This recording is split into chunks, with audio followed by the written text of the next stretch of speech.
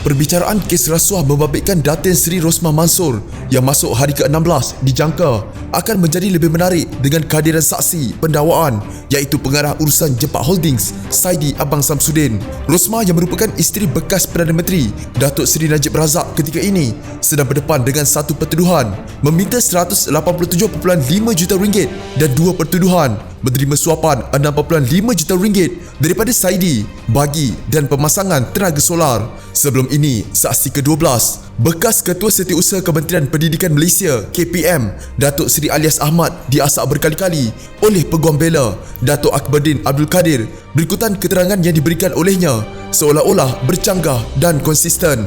Malah ada satu ketikanya Alias kelihatan begitu teragak-agak dan kaget apabila disoal seandainya beliau mengenali Saidi, memandangkan ada dakwaan beliau bermain golf selain menjemputnya ke majlis perkahwinan anaknya sebelum ini.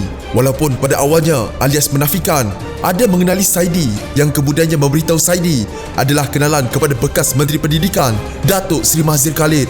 Malah dakwa Alias Saidi hadir ke majlis perkahwinan anaknya kerana mengikut Mahzir, namun kemudian menukar kembali keterangan itu sambil mendakwa ada kemungkinan pembantunya tersilap menjemput Saidi. Akberdin terus menekan Alias, adakah beliau sebenarnya cuba menjadikan Rosmah sebagai kambing hitam dan melepaskan dirinya daripada dikaitkan dengan penipuan kontrak projek solar berkenaan oleh Jepak Holdings. Juga adakah saksi bersama-sama bekas Menteri Pendidikan bersekongkol dalam melindungi Saidi? Bagaimanapun saksi berterusan mengatakan tidak, walaupun dalam keadaan begitu teragak-agak serta sedikit tegang. Terdahulu Akberdin juga bertanyakan mengapa Alias maupun KPM tidak bertindak mengikut laporan polis sahaja selepas mendapat tahu wujudnya perubahan pada kontrak solar membabitkan Jepak Holdings. Antara perubahan itu merangkumi skop kerja, syarat kontrak untuk reka bentuk dan pembinaan serta peruntukan khas penyelenggaraan. Apabila perkara itu diketahui oleh KPM selepas bermesyuarat beberapa kali, pihaknya telah memutuskan 3 langkah yang harus diambil, antaranya melakukan siasatan dalaman, meminda kontrak berkenaan dan membuat laporan polis. Namun Alias mengakui sehingga bersara beliau tidak pernah membuat laporan polis walaupun sedia maklum dengan apa yang telah berlaku berhubung pindaan kontrak tersebut.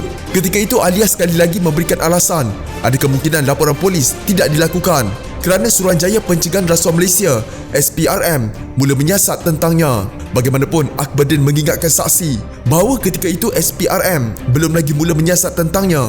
Pada masa itu Rosmah didakwa telah menerima suapan rasuah daripada Saidi menerusi bekas pembantu Datuk Rizal Mansor sebagai upah membantu Jepak Holdings mendapatkan projek bersepadu sistem solar fotovoltaik atau PV hybrid serta penyelenggaraan dan operasi genset atau diesel bagi 369 sekolah luar bandar Sarawak secara rundingan terus daripada Kementerian Pendidikan. Beliau didakwa mengikut Seksyen 16(a) Akta Suruhanjaya Pencegahan Rasuah Malaysia 2009 yang boleh dikenakan hukuman penjara maksimum 20 tahun dan denda tidak kurang 5 kali ganda jumlah atau nilai suapan atau RM10,000 mengikut mana yang lebih tinggi jika sabit kesalahan. Rosmah sepatutnya dibicarakan bersama Rizal yang menghadapi 4 pertuduhan meminta dan menerima rasuah bagi pihak Rosmah berhubung projek berkenaan. Namun pada 8 Januari lepas, mahkamah melepas dan membebaskan Rizal daripada pertuduhan itu selepas pihak pendakwaan menarik balik semua pertuduhan. Jika anda mempunyai gejala seperti demam, batuk dan sesak nafas, jangan berlengah untuk terus ke klinik atau hospital bagi menjalani ujian saringan. Bersama kita tangani wabak COVID-19.